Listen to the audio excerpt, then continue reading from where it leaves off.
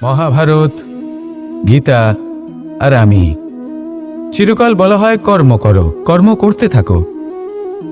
কিন্তু শুধুমাত্র কর্ম করাটাই পর্যাপ্ত নয়, কর্ম কিভাবে করা হচ্ছে, কোন দিশায় করা হচ্ছে সেটা বুঝতে পারাটাও অত্যন্ত আবশ্যক। ভাগ্যের ভরসায় থাকবেন না।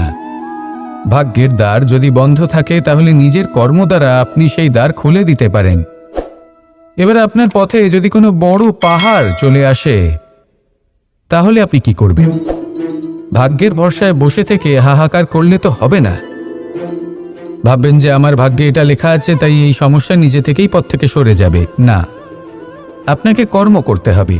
নিজের কর্মের দ্বারা এমন কোলাহলের সৃষ্টি করুন যাতে ভাগ্য নিজেই আপনার জন্য সেই দ্বার খুলে দেয়। কর্মের কোলাহল কিছুটা এমন হওয়া উচিত যে সেই বাধা যেন আপনার কোলাহল শুনে নিজে থেকেই আপনার পথ থেকে সরে যায়। কর্ম করুন, কিন্তু এটা ভেবে কর্ম করুন যে কিভাবে আপনি কর্ম করছেন, কোন দিশাতে আপনি কর্ম করছেন।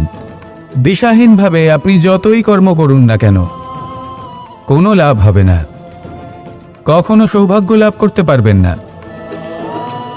কর্ম করুন, বুঝে শুনে করুন, আর আমার সাথে ভালোবেসে বলুন রাধা রাধা। আমরা সবাই জীবন সুখ আর শান্তিপূর্বক অতিবাহিত করতে চাই। আমরা সবাই এটাই চাই যে আমরা সবাই স্বাধীন থাকব, আর এই স্বাধীনভাবেই আমরা জীবনে অগ্রসর হব।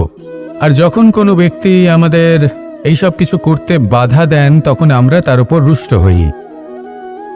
কিন্তু সত্যিটা ঠিক এর বিপরীত। কখনো কখনো এই ব্যক্তি অজান্তেই আমাদের এটা ভাবতে বাধ্য করে দেয় যে আমরা যেটা করছি সেটা কোথাও অনুচিত নয় তো।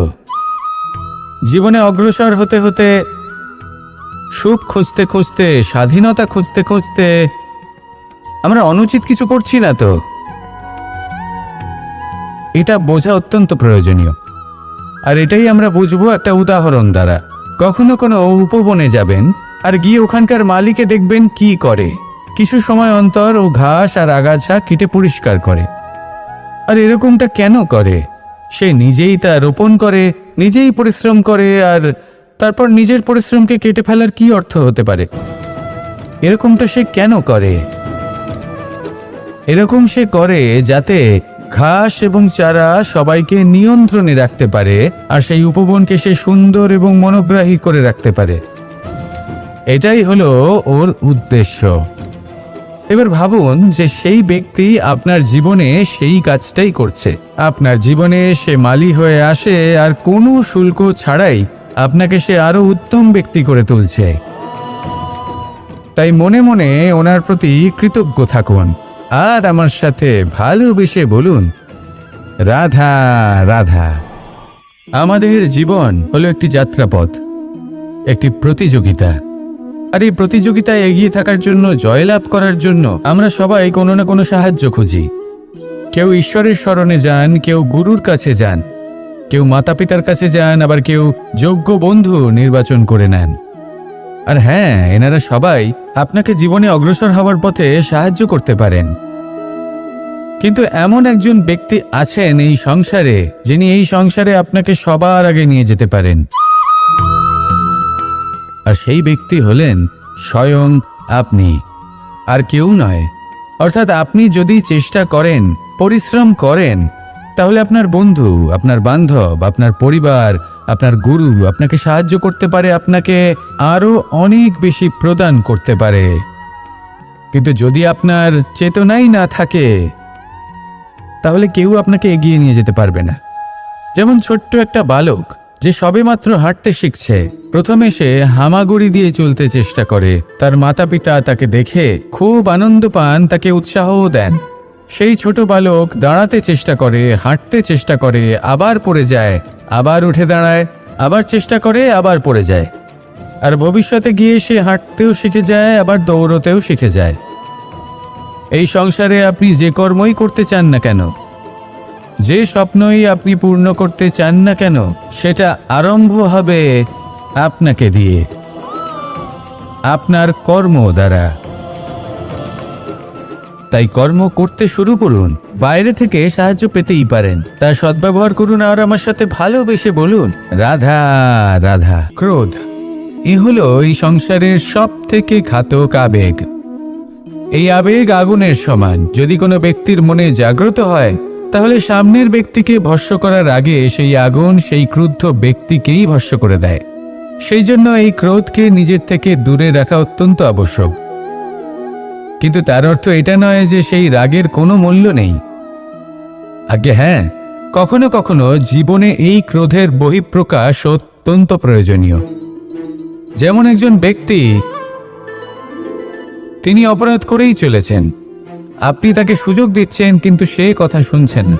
সে এই বিভ্রান্তি নিয়ে জীবন অতিবাহিত করছে যে সে যেটা করছে সেটাই হলো উচিত, আর এটাই ভেবে সে অধর্মের পথে অগ্রসর হচ্ছে।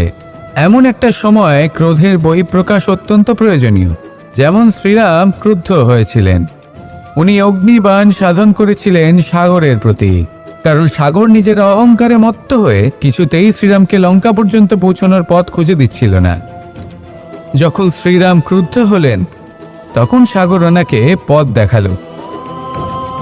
ক্রোধ প্রকাশ করুন, কিন্তু উচিত সময়, উচিত পরিস্থিতিতে, উচিত মাত্রাতে। আর কখনোই এই ক্রোধের আবেগ যেন আপনাকে নিয়ন্ত্রণ না করতে পারে।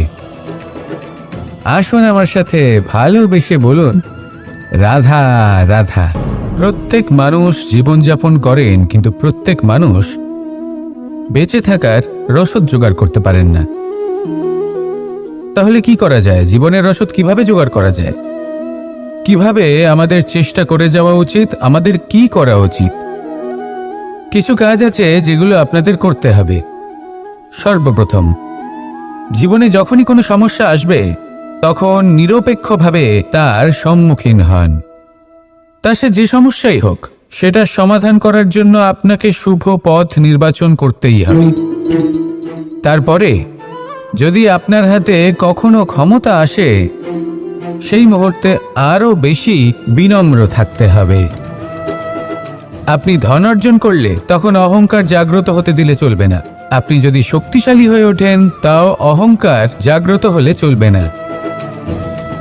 জীবনে যখনই ক্রোধ হবে তখন নিজেকে নিয়ন্ত্রণ করুন আর ভেবে দেখুন যে যদি এই মুহূর্তে আপনি ক্রোধ দেখান তাহলে তার পরিণাম কি হবে।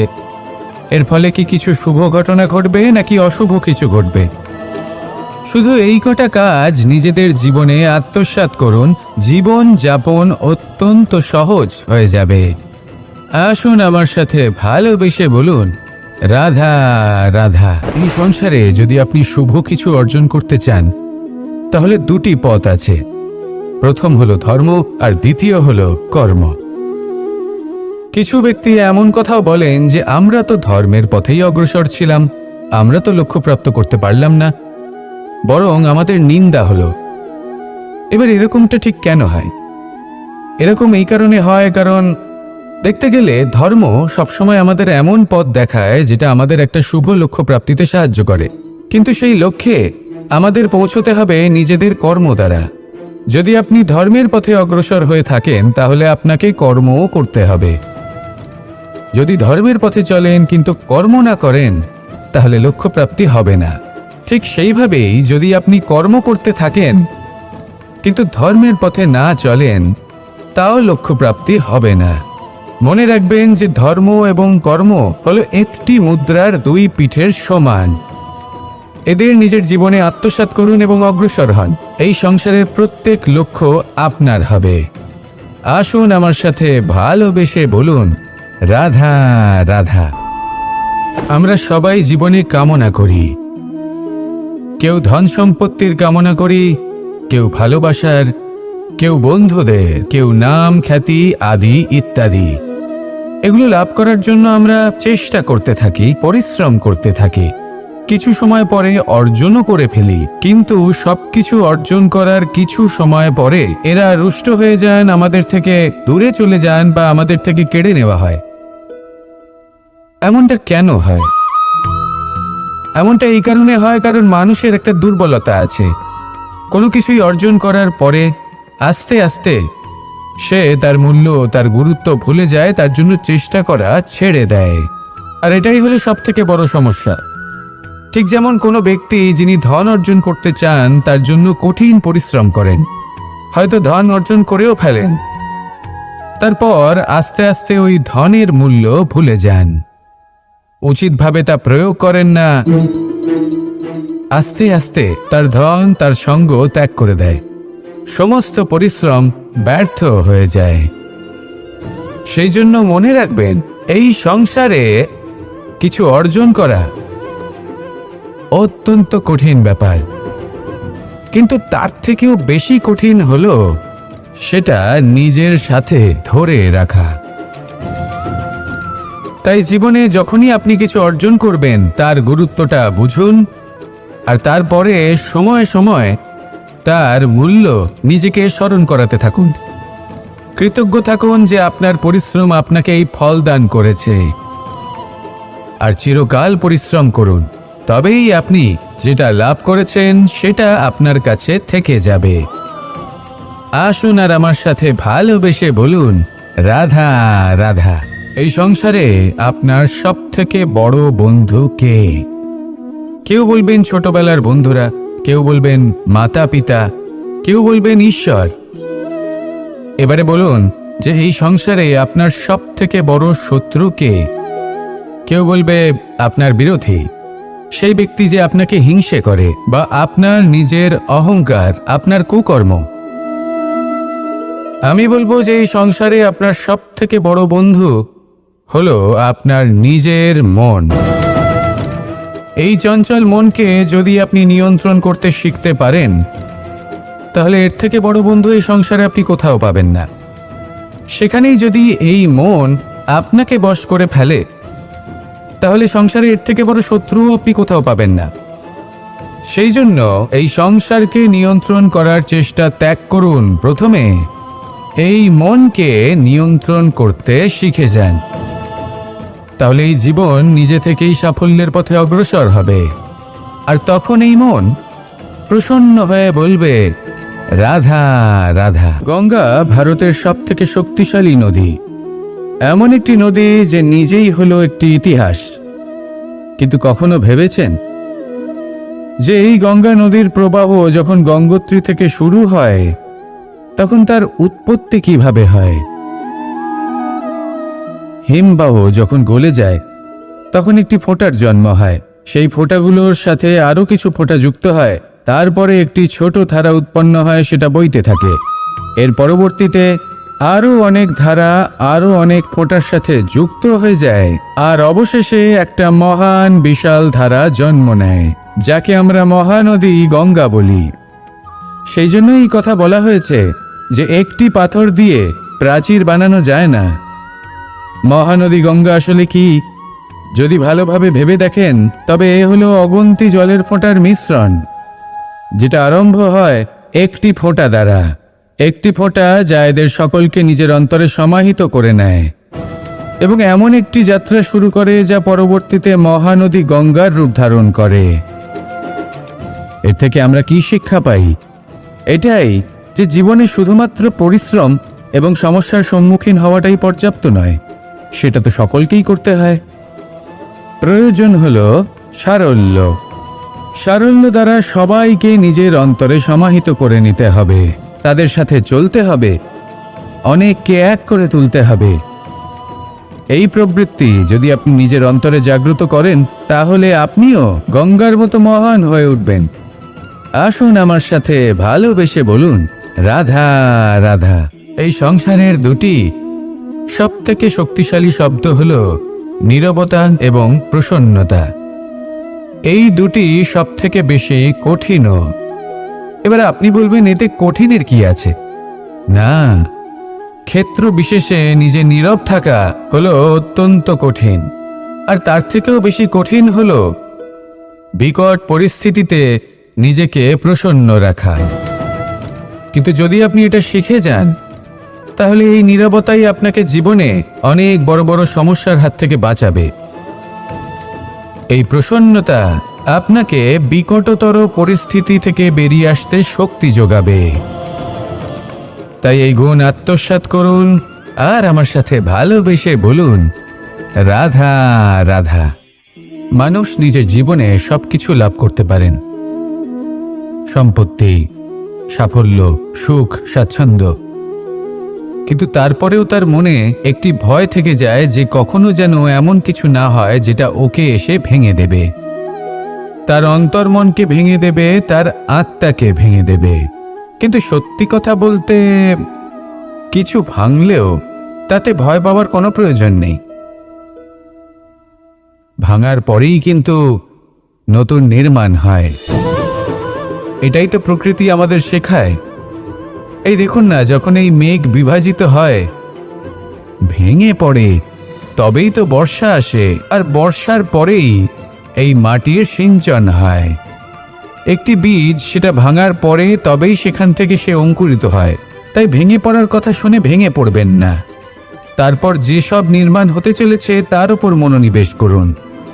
আর হ্যাঁ, যদি সংসারে এমন কিছু থাকে যা ভাঙবেন না, তাহলে সেটা হলো বিশ্বাস। জীবনে কখনো কারোর বিশ্বাস ভঙ্গ করবেন না। যখন ব্যক্তির বিশ্বাস ভঙ্গ হয়, তখন তার আত্মা আহত হয়।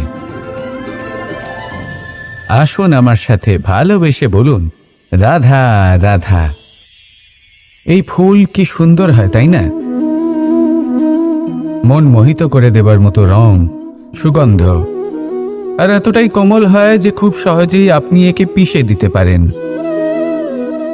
এই ফুল আপনাকে কিছুই বলবে না, প্রতিবাদও করবে না, আপনাকে আঘাতও করবে না, আপনি কোনো চিৎকারও শুনতে পাবেন না। শুধু যাওয়ার সময় আপনার হাতে মধুর একটা সুবাস রেখে যাবে। কিন্তু এই কাজটা আপনি কাঁটার সাথে করতে পারবেন না। কাঁটা আপনাকে অত্যন্ত যন্ত্রণা দেবে, সেটা আপনিও জানেন। এবার এই ফুল আর কাঁটার মধ্যে যে পার্থক্য, সেটাই হলো পার্থক্য সজ্জন এবং দুর্জনদের মধ্যে। কখনো কখনো আমাদের জীবনে এমন কিছু ব্যক্তি আসেন যারা অত্যন্ত কোমল, তাদের আমরা দমন করে বসি। আর বেশিরভাগ সময় তারাই আমাদের সবথেকে বড় শুভাকাঙ্ক্ষী হন। তারা চাইলে বিরোধিতা করতেই পারেন, চাইলে আমাদের উপর প্রহার করতেই পারেন, কিন্তু তা করেন না। আর এই কথাটা আমরা তখন বুঝতে পারি যখন বাস্তবে আমাদের সামনে কোনো শত্রু, কোনো দুর্জন ব্যক্তি, কোনো কাঁটা বাধা হয়ে দাঁড়ায়। তাই জীবনে কোনো ব্যক্তি যদি নীরব থাকে, কোমল হয়, তাকে দমন করবেন না। হতে পারে সেই ব্যক্তি আপনার জীবনের সবথেকে বড় পুঁজি হয়ে ওঠেন। আসুন আমার সাথে ভালোবেসে বলুন, রাধা রাধা। মানুষ সংঘর্ষ করেন জীবনের সামনে এগোনোর জন্য, সাফল্য লাভ করার জন্য, মহান কর্ম করার জন্য। কখনো সে জীবনে একা হয়ে যায়, আবার কখনো তার জীবনে অনেক সংখ্যক লোক চলে আসেন, তাদের সাথে ভিন্ন ভিন্ন ধরনের সম্পর্ক গড়ে ওঠে। কিন্তু তখনই সাবধান থাকা প্রয়োজনীয়, কারণ সব সম্পর্ক সত্য হয় না। যেমন দেখবেন, যখন সাফল্য আসে তখন জীবনে অনেকগুলো সম্পর্কও আসে, নতুন নতুন সম্পর্ক গড়ে ওঠে। কিন্তু যখন ব্যর্থতা আসে তখন খুব কম সম্পর্ক গড়ে ওঠে। আর বেশিরভাগ সময় এই ব্যর্থতার সময় গড়ে ওঠা সম্পর্ক আজীবন আপনার সাথে থেকে যায়। সাফল্য হোক বা অসফলতা, তার কোনো প্রভাব সেই সব সম্পর্কে পড়ে না। সেখানেই সাফল্যের পরে যে সম্পর্ক গড়ে ওঠে, বেশিরভাগ সময় এমনও দেখা যায় যে তার মধ্যে বেশিরভাগ মানুষ আপনাকে নিজের কাজে লাগাবেন, আপনাকে ব্যবহার করবেন, সময় এলে পরে আপনাকে ঠকাতেও পারেন। এর অর্থ এটা নয় যে আপনি জীবনে নতুন সম্পর্ক বানাবেন না, অবশ্যই বানাবেন, কিন্তু ব্যক্তি এবং সম্পর্কের পরখ করা আবশ্যক, আর সময় সময় সেটা করা আবশ্যক। যে কটি সম্পর্ক আপনার জীবনে আছে, যারা আপনার সাথে জড়িয়ে সারা জীবন, যারা আপনার সাথেই থাকবেন, তাদের যত্ন নিন আর তাদের সাথেই অগ্রসর হন। আর আমার সাথে ভালোবেসে বলুন, রাধা রাধা। পরম শক্তি প্রকৃতি, এ হলো এই সংসারে সব থেকে বেশি শক্তিশালী। এই প্রকৃতির সামনে কারোর কোনো অস্তিত্ব নেই। এই প্রকৃতি আমাদের জীবন যাপনের জন্য অসংখ্য সম্পদ প্রদান করেছেন, আর তার সাথে এই বিষয়টার দিকেও বিশেষ যত্নবান হয়েছেন যে আমরা যেন এর মোহজালে ফেঁসে না যাই। যেমন পেট ভরানোর জন্য চাল ডাল প্রদান করেছেন, তার সাথেই সেই চাল ডালের মধ্যে কীটের উপস্থিতি রেখেছেন। কি আছে তাহলে তাকে বদলে দাও না কেন? মহাদেব আমাকে বলেন যে শ্রীকৃষ্ণ, যদি আপনি এটা জানেন যে সাম্বের নিয়তি এটাই, তাহলে আপনি তাকে বদলানোর চেষ্টা কেন করেন? কেন? কারণ আমি একজন পিতা, আর পিতার কর্তব্য এটাই, তিনি যেন সম্ভাব্য সব চেষ্টা করেন নিজের সন্তানের মঙ্গলের জন্য। নিয়তি আমি জানি, কিন্তু এটাও আমি জানি যে কর্মের থেকে বড় আর কোনো নিয়তি হতে পারে না। অভিজ্ঞতাও রয়েছে যে কর্মের হাতে নিয়তির এই চক্র বদলে যেতে পারে। তাই জীবনে যদি আপনার কখনো এমন মনে হয় যে এটা তো অসম্ভব, তখনও চেষ্টা করা কখনোই ছাড়বেন না। কে বলতে পারে আপনারই কর্মের কোনো এক বীজ হয়তো নিয়তির চাকায় আটকে গেল, আর নিয়তিকে নিজের পথ পাল্টাতে হলো, ঠিক কি না? সেই জন্য নিয়তিকে ভাগ্য মেনে নিয়ে চুপ করে বসে থাকবেন না। নিজের নিয়তি স্বয়ং নিজের কর্মের দ্বারা নির্ধারিত করুন, কারণ আপনার এই কর্মের ওপরেই আপনার অধিকার রয়েছে, আর এই অধিকারকে নিয়তি অনেক সময় সম্মানও করে। তাহলে আসুন আর আমার সাথে ভালোবেসে বলুন, রাধা রাধা। শক্তি এক অত্যন্ত বিচিত্র বস্তু, বা বলতে পারেন অনুভূতি। পিতা সবসময় চান যেন তিনি তার শক্তি পুত্রকে সঁপে দিতে পারেন, যাতে সে শক্তিশালী হয়, যাতে তার মঙ্গল হয়। তার পুত্র সবসময় চায় যাতে সে পিতার সেই শক্তি লাভ করে, কিন্তু সেই শক্তি লাভ করার জন্য পুত্র হওয়া যথেষ্ট নয়, যোগ্য পাত্র হতে হয়। আসুন আপনাকে সহজে বোঝাই। যদি আপনি সুপাত্র হন আর আপনাকে শক্তি দেওয়া হয়, তাহলে আপনি সেই শক্তির গুরুত্ব বুঝবেন, কোথায় সেই শক্তি প্রয়োগ করা উচিত সেটা বুঝবেন।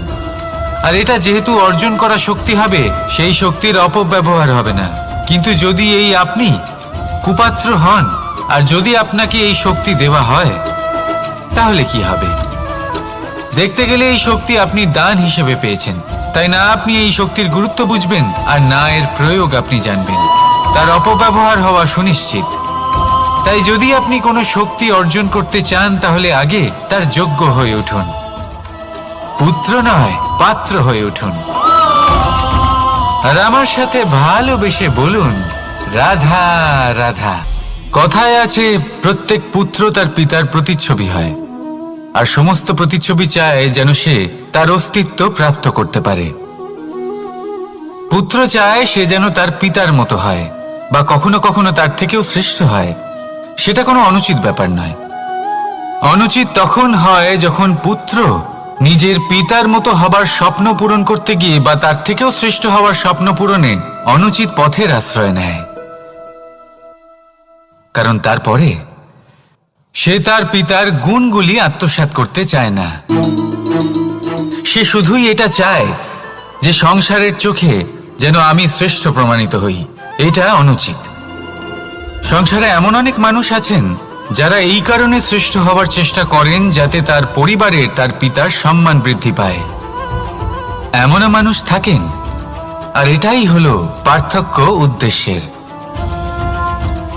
মনে রাখবেন, যদি আপনার উদ্দেশ্য শুভ হয় তাহলে পথও শুভ হবে, যদি আপনার উদ্দেশ্য অশুভ হয় তাহলে পথও অশুভ হবে।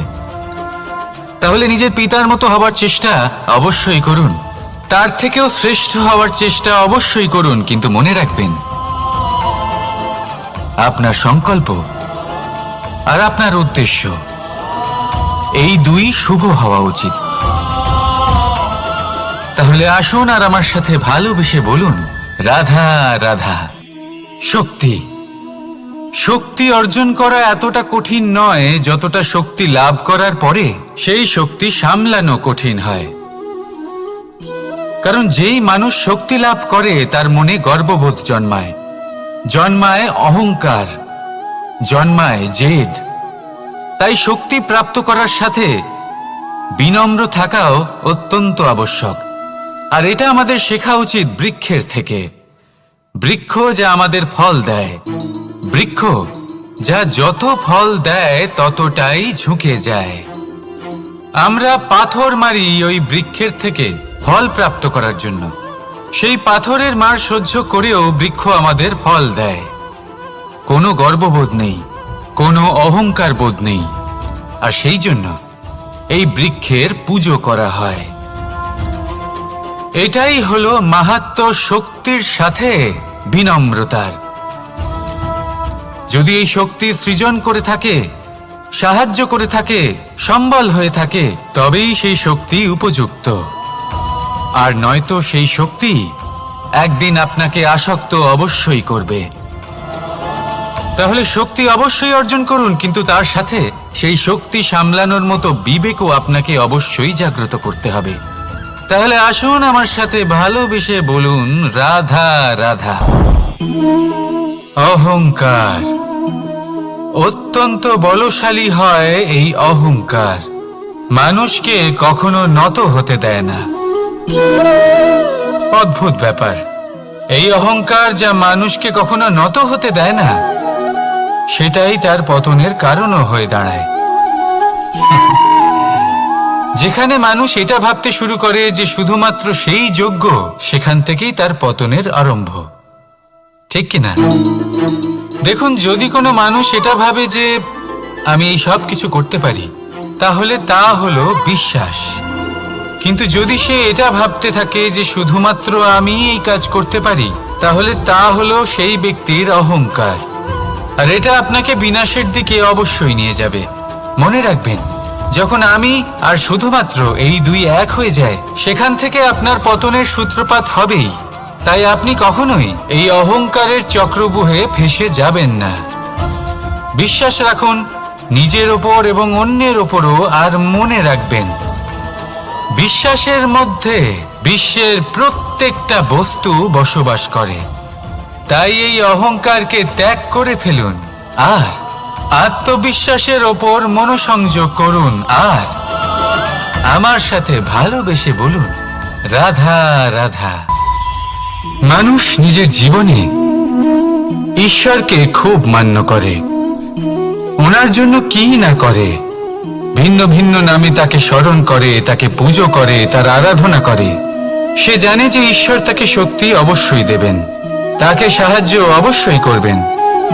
কিন্তু যখন প্রশ্ন আসে গুরু এবং ঈশ্বরের, তখন গুরুর মান কখনো কম হওয়া উচিত নয়। কারণ সত্যি বলতে কি, গুরুই হলেন সেই সিঁড়ি যা বেয়ে আপনি ঈশ্বরের কাছে পৌঁছানোর পথ খুঁজে পাবেন। সেই পথ আপনি গুরুর থেকেই পাবেন। গুরু না থাকলে আপনি কখনো ঈশ্বর লাভ করতেই পারবেন না। আর জীবনে অনেক সময় লক্ষ্যের থেকেও অনেক বেশি গুরুত্বপূর্ণ হলো পথ। তাই এই পথের সম্মান করতে শিখুন, অর্থাৎ গুরুকে সম্মান করতে শিখুন। কারণ গুরুই হলেন পরমেশ্বর। তাহলে আসুন আর আমার সাথে ভালোবেসে বলুন, রাধা রাধা। আপনার জীবনে আপনার প্রকৃত বন্ধু আসলে কে? আপনার সব থেকে শ্রেষ্ঠ মিত্র আসলে কে? তিনি যিনি সময় এলে পরে আপনাকে সাহায্য করেন, নাকি তিনি যিনি সময় এলে পরে আপনাকে অর্থ দেন? দেখুন, আমরা হলাম মানুষ, আমাদের জীবনে লেনদেন চলতেই থাকে। এটা আমাদের জীবনের অভিন্ন অংশ। কিন্তু অনেক সময় এমন হয় যে আমরা তাকেই নিজের প্রকৃত বন্ধু বলে মনে করি, যিনি আমাদের একটা বহুমূল্য উপহার দেন। ঠিক কিনা? এবার আপনার জীবনে সেই বহুমূল্য উপহার কোনটা, ওই অমূল্য মিত্র আসলে কে, সেই সিদ্ধান্ত হলো আপনার। কিন্তু যদি আপনি আমাকে জিজ্ঞেস করেন, তাহলে আমার মতে স্বর্ণ, হিরে, মুক্ত, ধন এগুলো বহুমূল্য নয়। বহুমূল্য হলো সঙ্গ, যখন আপনি একা হয়ে যাবেন, সময়, যখন আপনার তাকে প্রয়োজন হবে, সমর্পণ, যখন আপনার বিশ্বাসের প্রয়োজন পড়বে। যে মানুষ আপনার প্রতি এই 3 গুণ প্রদর্শন করেন, যিনি আপনার কঠিন সময়ে আপনাকে অবশ্যই সঙ্গ দেবেন, যখন আপনার প্রয়োজন পড়বে আপনাকে অবশ্যই সময় দেবেন, আপনার প্রতি সম্পূর্ণ সমর্পিত থাকবেন, সেই হলো আপনার আসল মিত্র, সেই হলো আপনার প্রকৃত বন্ধু। কারণ সত্যি বললে বন্ধুত্বের অর্থই হলো নিজেকে সম্পূর্ণরূপে কারোর কাছে সমর্পণ করে দেওয়া। তাই আপনার সেই বন্ধুর জন্য নিজের প্রাণ উজাড় করে দিন আর ভালোবেসে বলুন, রাধা রাধা। মানুষ জীবনে তিনটে কাজ অবশ্যই করে থাকে, কিছু দান করে, কিছু গ্রহণ করে, আর কিছু ত্যাগ করে দেয়। এটাও ভাবতে থাকে যে এটা করলে কিভাবে করবে। দেবার জন্য পর্যাপ্ত ধন নেই, নেবার জন্য সংসারে অত স্নেহ নেই, আর ত্যাগ করার জন্য জীবনে এত সুখই নেই, তাহলে কিভাবে করবে? আসলে আমরা বস্তুগত চাহিদা অর্জনে এত ব্যস্ত হয়ে পড়ি যে আমরা বুঝতেই পারি না যে কি নেবার আছে, কি দেবার আছে, আর কি ত্যাগ করার আছে। তাহলে আজ আমি আপনাকে বলেই দিই, মনে রাখবেন এই তিনটে গুরুত্বপূর্ণ গুণ, তিনটে গুরুত্বপূর্ণ কথা। দেবার জন্য আছে দান, নেবার মতো আছে জ্ঞান, আর ত্যাগ করার মতো আছে অহংকার। যখন আপনি দান করতে শিখে যাবেন, জ্ঞান অর্জন করার শক্তি আপনা থেকেই আপনার মধ্যে চলে আসবে। আর যখন এই জ্ঞান আপনার মধ্যে প্রবেশ করবে, অহংকার আপনা থেকেই আপনার থেকে দূরে চলে যাবে। যে ব্যক্তি এই তিনের মধ্যে ভারসাম্য বজায় রাখতে পারে, তার বর্তমান, ভূত, ভবিষ্যৎ, লোক, পরলোক সবকিছু শুধরে যায়। যেই দিন আপনি দান করতে শিখে যাবেন, জ্ঞান আহরণ করতে শিখে যাবেন, অভিমান ত্যাগ করতে শিখে যাবেন, আপনার সর্বশক্তিশালী, সর্বশক্তিমান পরমেশ্বরেরও প্রয়োজন পড়বে না। কারণ তখন ঈশ্বর আপনার মধ্যেই বাস করবেন। তাহলে আসুন আর আমার সাথে ভালোবেসে বলুন, রাধা রাধা। জীবনে অনেক সময় সমস্যা আমাদের চারদিক থেকে ঘিরে ফেলে। এই সমস্যা নানান ধরনের হতে পারে। আর্থিক সমস্যা হতে পারে, পারিবারিক সমস্যা হতে পারে, কোনো সম্পর্ক নিয়ে সমস্যা হতে পারে, কখনো কোনো দৈনিক সমস্যা হতে পারে, কখনো কোনো দ্বন্দ্ব হতে পারে, অনেক সমস্যা হতে পারে। কিন্তু যখনই কোনো সমস্যা আসে, আমাদের মনে তার জন্য একটা উত্তর অবশ্যই থেকে থাকে, যা আমাদের অন্তরে রয়েছে। একে আমরা বলি আত্মা। আত্মা হলো পরমাত্মারই রূপ, আর পরমাত্মা তা কখনোই কিছু অনুচিত চাইবে না। তাই তো এই আত্মা খুব ভালো করে জানে যে কোনটা উচিত আর কোনটা অনুচিত। যদি আসল বিষয়ের কথা বলি, তাহলে আপনাকে নিজের মনকে বুঝতে হবে। কারণ আত্মা তো পরমাত্মা থেকেই আসে, কিন্তু এই মন মানুষ জন্ম থেকেই প্রাপ্ত করে, যার বিকাশ হয় এই সংসারকে দেখে। যেদিন আপনার এই মন আর আপনার এই আত্মা, এই দুই এক হয়ে যাবে, আত্মসাৎ হয়ে যাবে, সেদিন আপনার জীবনে না কোনো সমস্যা থাকবে, না কোনো ঝঞ্ঝাট থাকবে, না কোনো সংকট থাকবে। কারণ আপনার কাছে সেই সমস্ত সমস্যার, সমস্ত বিপদের সমাধান থাকবে, আর তাও আপনারই অন্তরে। তাহলে আসুন আর আমার সাথে ভালোবেসে বলুন, রাধা রাধা। ভক্তি আর শক্তি, এই দুইয়ের মধ্যে সম্পর্ক অত্যন্ত সরল। মানুষ ভক্তি করেন যাতে তিনি শক্তি লাভ করতে পারেন, আর শক্তি লাভ করার পরে ভক্তিভাব ভুলে যান, আর শক্তির প্রতি আসক্তিতে মত্ত হয়ে যান, আর সেখান থেকেই তার বিনাশ শুরু হয়। কেন? কারণ ভক্তির দ্বারা প্রাপ্ত শক্তি অন্য কারোর হিতের জন্য ব্যবহার করতে হয়, অন্য কারোর মঙ্গল করার জন্য ব্যবহার করতে হয়, কারোর বিনাশের জন্য নয়। এবার যদি আমি আপনাদের একটা উদাহরণ দিয়ে বোঝাই, তাহলে কোদাল দিয়ে আমরা মাটি কোপাতে পারি, একটা গর্ত খুঁড়তে পারি, যাতে একটা নতুন বৃক্ষ জন্ম নিতে পারে। একটা বৃক্ষ যা অন্য জীবকে ফল প্রদান করবে, যাত্রীদের ছায়া প্রদান করবে। কিন্তু এই কোদালের ব্যবহার যদি আমরা অন্য কারোর ক্ষতি করার জন্য করি, তাহলে ক্ষতি শুধুমাত্র আমাদেরই হবে। তাই জীবনে যদি আপনি কোনো শক্তি লাভ করেন, হয়তো ভক্তির দ্বারা বা অন্য যেখান থেকেই হোক, তার সদ্ব্যবহার করতে শিখুন, নয়তো এই প্রাপ্ত শক্তি আপনার পতনের কারণ হয়ে দাঁড়াবে। তাহলে আসুন আমার সাথে ভালোবেসে বলুন, রাধা রাধা। বরদান অত্যন্ত বিচিত্র এক বিষয়, কিন্তু দেখতে গেলে এই বরদান কি না করতে পারে।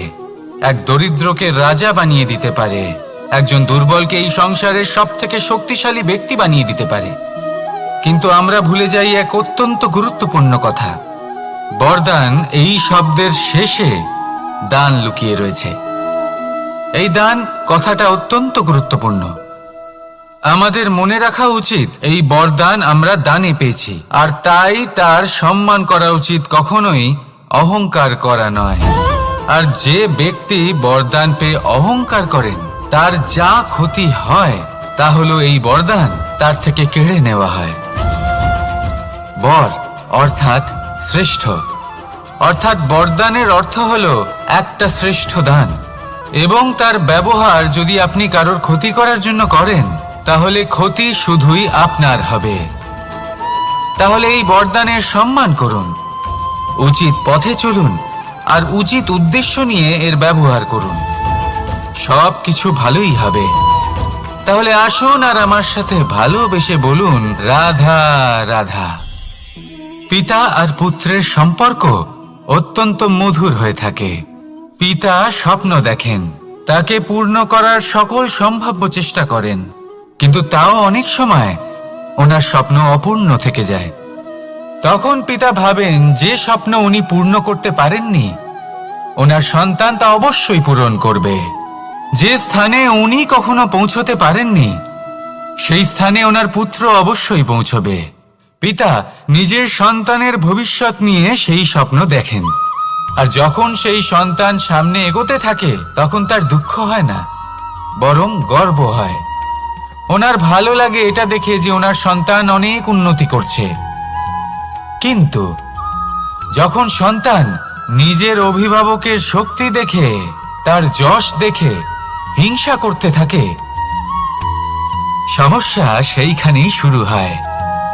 সেই জন্য সকল সন্তানকে এটা মনে রাখতে হবে, দেখুন, পুত্র হবার সুবাদে, এক সন্তান হবার সুবাদে এটা হলো আপনার অধিকার যে আপনি আপনার পিতার থেকে বেশি উন্নতি করবেন। আপনার পিতাও এটাই চান, কিন্তু সুস্থভাবে এটা করুন।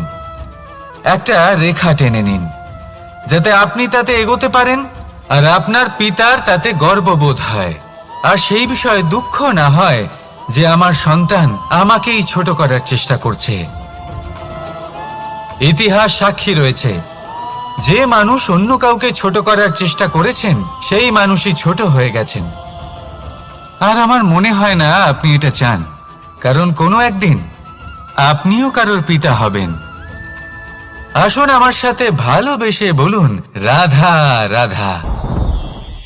সাথী। সাথী এই শব্দটির ব্যাখ্যা কে কিভাবে করে? মিত্র, সখা, বন্ধু, কিন্তু অর্থ একটাই, তিনি যিনি আপনার সঙ্গী হন আর তিনি যার সাথী আপনি হন। এবার সব থেকে বড় প্রশ্ন হলো এটাই যে তিনি কে হতে পারেন যাকে আপনি আপনার সাথী বলে মেনে নিতে পারেন, নিজের সখা, নিজের মিত্র, নিজের বন্ধু মেনে নিতে পারেন। আপনার সাথী হলেন তিনি যিনি দুঃখের সময় আপনার পাশে থাকবেন, আপনার হাত ধরে থাকবেন। আপনার সাথী হলেন তিনি যার হাত আপনি নিজের সুখের দিনে ধরে থাকবেন। সেই সাথীরই হাত ধরুন যিনি দুঃখে সবসময় আপনাকে সাহায্য করার জন্য তৎপর হয়ে থাকেন, আপনার পাশে থাকেন, আর যাকে সুখের দিনে আপনি আপনার সাথে রাখতে পারেন। আর যখন আপনার সাথে আপনার এই সাথী থাকবে তখন আপনি এটা বুঝবেন যে যখন জীবনে দুঃখ আসে তখন এই দুঃখ কমে যায়, সবার মধ্যে ভাগ হয়ে যায়। আর যদি তখন সুখ আসে তাহলে সেটা সবার উপস্থিতিতে আরো বেড়ে যায়। এটাই হলো প্রেম, এটাই হলো ভালোবাসা, এটাই হলো সঙ্গ, যেমন সম্পর্ক আমার আর রাধার মাঝে। তাহলে আসুন আর আমার সাথে ভালোবেসে বলুন, রাধা রাধা। আমাদের মনে যখন কোনো প্রশ্ন ওঠে, কোনো দ্বন্দ্ব জাগে, তখন আমরা যাই আমাদের গুরুর কাছে আমাদের আরাধ্যের কাছে গিয়ে জিজ্ঞেস করি। এইভাবেই একদিন আমি পৌঁছলাম আমার আরাধ্যের কাছে, আমার মহাদেবের কাছে, আর ওনাকে প্রশ্ন করলাম যে মহাদেব, জীবনে আনন্দ পাওয়ার, উৎসব পালনের, প্রেম ভাগ করে নেবার, জীবনকে উপভোগ করে নেওয়ার সর্বশ্রেষ্ঠ সময় কোনটা? মহাদেব হাসলেন আর উনি বললেন, জীবনে উৎসব পালনের সব থেকে শ্রেষ্ঠ দিন হল মৃত্যুর ঠিক আগের দিনটা। প্রেম ভাগ করে নেওয়ার সব থেকে শ্রেষ্ঠ মুহূর্ত হল মৃত্যুর ঠিক আগের মুহূর্ত। জীবনকে উপভোগ করে নেওয়ার সর্বশ্রেষ্ঠ প্রহর হল মৃত্যুর